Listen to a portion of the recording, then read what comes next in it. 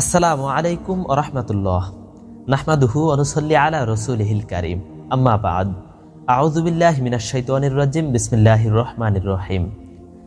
প্রিয় ভাই বোনেরা, আমি আজকে ছোট একটি দোয়ার কথা বলে দিব। দোয়াটি আপনারা দূর থেকে 3 বার পড়ুন। যার জন্য পড়বেন সে আপনাকে পাগলের মতো ভালোবাসবে, আপনার প্রেমে পাগল হয়ে যাবে।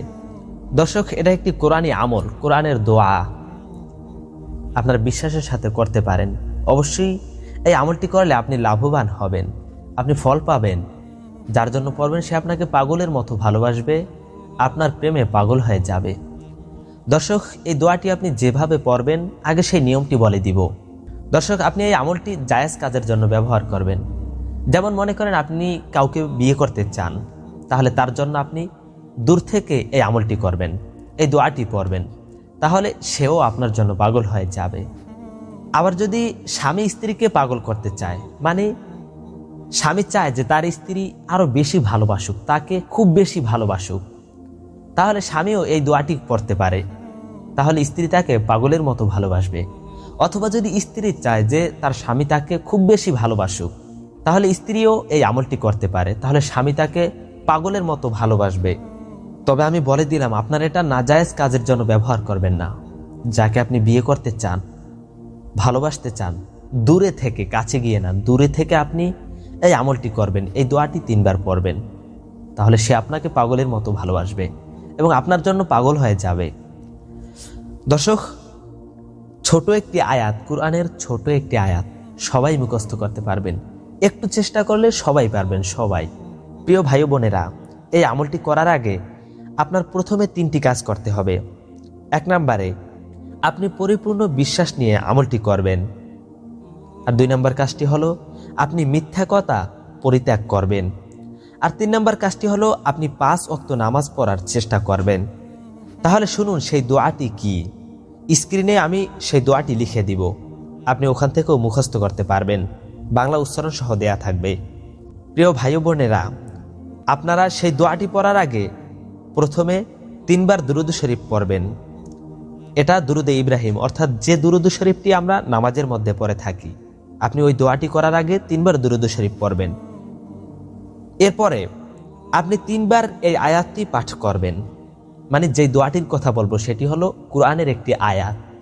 আপনি এই আয়াতটি 3 বার পাঠ করবেন। 3 বার পাঠ করার পরে কোনো মিষ্টি দ্রব্য জিনিসের উপরে ফু দিবেন। ফু দেওয়ার পরে আপনি যাকে ভালোবাসেন সে কাছে থাকলে তাকে খাওয়াবেন। তারপরে শেষের কাজটুকু হলো আপনি এই আমলটি করার পরে, অর্থাৎ 3 বার এই আয়াতটি পাঠ করার পরে মিষ্টির উপরে ফু দিয়ে তাকে খাওয়াবেন এবং শেষে আপনি 3 বার দুরূদ শরীফ পাঠ করবেন। অর্থাৎ বোঝা গেল আপনি এই আয়াতটি পাঠ করার আগে, অর্থাৎ আয়াতটি পাঠ করার শুরু এবং শেষে 3 বার দুরূদ শরীফ পাঠ করবেন। মাঝখানে আপনি 3 বার আয়াতটি পাঠ করবেন। পাঠ করার পরে কোনো মিষ্টিদায়ক জিনিসের উপর ফু দিবেন। ফু দিয়ে আপনি যাকে ভালোবাসবেন, মানে আপনি যাকে ভালোবাসতে চান, তাকে আপনি খাওয়াবেন, তাহলে সে আপনাকে পাগলের মতো ভালোবাসবে এবং আপনার প্রতি খুবই আকর্ষিত হবে। হ্যাঁ, এখন একটি প্রশ্ন হলো, আপনি যার জন্য এই আমলটি করবেন, এই দোয়াটি পড়বেন, সে যদি আপনার কাছে না থাকে তাহলে কি করবেন? তাহলে আপনি দোয়াটি পড়ার আগে 3 বার দুরূদ শরীফ পাঠ করে নেবেন। তারপরে এই দোয়াটি 3 বার পাঠ করবেন। পাঠ করার পরে যার জন্য আপনি এই দোয়াটি করতেছেন, এই আমলটি করতেছেন, তাকে আপনি মনে মনে ধারণা করবেন, তার আকৃতিটা আপনি মনে রাখবেন যে আমি অমুকের জন্য এই আমলটি করতেছি। বাস করার পরেই আপনি আবার 3 বার দুরূদ শরীফ পাঠ করবেন, তাহলেই হয়ে যাবে। অর্থাৎ সে আপনাকে পাগলের মতো ভালোবাসবে। যেমন এই কাজটি আপনি জায়েজের ক্ষেত্রে করতে চাইলে স্বামী স্ত্রীর বেলায় খুব ভালো হয়। কিভাবে? যেমন স্বামী চায় তার স্ত্রী তাকে পাগলের মতো ভালোবাসুক, তাহলে স্বামী প্রথমে 3 বার দুরূদ শরীফ পাঠ করবে, তারপরে এই আয়াতটি 3 বার পাঠ করবে, করে কোনো মিষ্টি দ্রব্য জিনিসের উপর ফু দিয়ে স্ত্রীকে খাওয়াবে, তাহলে স্ত্রী স্বামীকে পাগলের মতো ভালোবাসবে। অথবা স্ত্রী চায় যে স্বামী তাকে পাগলের মতো ভালোবাসুক এবং তার দিকে খুব আকর্ষিত হোক, তাহলে স্ত্রী এই আয়াতটি 3 বার পাঠ করবে, করার পরে কোনো মিষ্টি দ্রব্য জিনিসের উপর ফু দিবে। ফু দেওয়ার পর স্ত্রী স্বামীকে খাওয়াবে, তাহলে স্বামী স্ত্রীকে পাগলের মতো ভালোবাসবে এবং তার দিকে খুব আকর্ষিত হবে। দর্শক, আমি আপনাকে বলে দিলাম আমলটি করার শুরু এবং শেষে 3 বার দুরূদ শরীফ পাঠ করবেন। তাহলে শুনুন সেই আয়াতটি কি।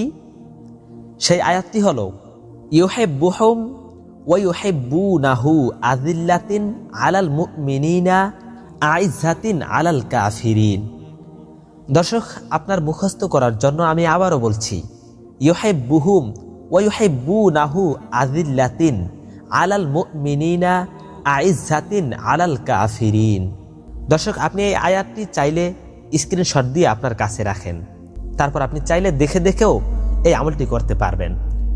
তারপর আমি আপনার মুখস্থ করার জন্য আবারও বলছি, ইউহিব্বুহুম ওয়া ইউহিব্বুনাহু আযিল্লাতিন আলাল মুমিনিনা আইজ্জাতিন আলাল কাফিরিন।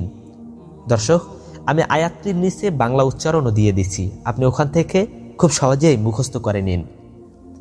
আর এটার অর্থ হলো, যাদেরকে তিনি ভালোবাসবেন এবং তারা তাকে ভালোবাসবে, তারা মুমিনদের উপর বিনম্র এবং কাফেরদের উপর কঠোর হবে। দর্শক, জায়েজের ক্ষেত্রে আমলটি করবেন, আপনি অবশ্যই ফলাফল পাবেন। বিশ্বাসের সাথে আমলটি করবেন। আর এই ছিল আজকের ভিডিওটি। যদি আপনার কাছে ভালো লেগে থাকে অবশ্যই আমাদের চ্যানেলটি সাবস্ক্রাইব করুন। ইনশাআল্লাহ দেখা হবে আরও একটি নতুন ভিডিওতে। আসসালামু আলাইকুম ওয়া রাহমাতুল্লাহ।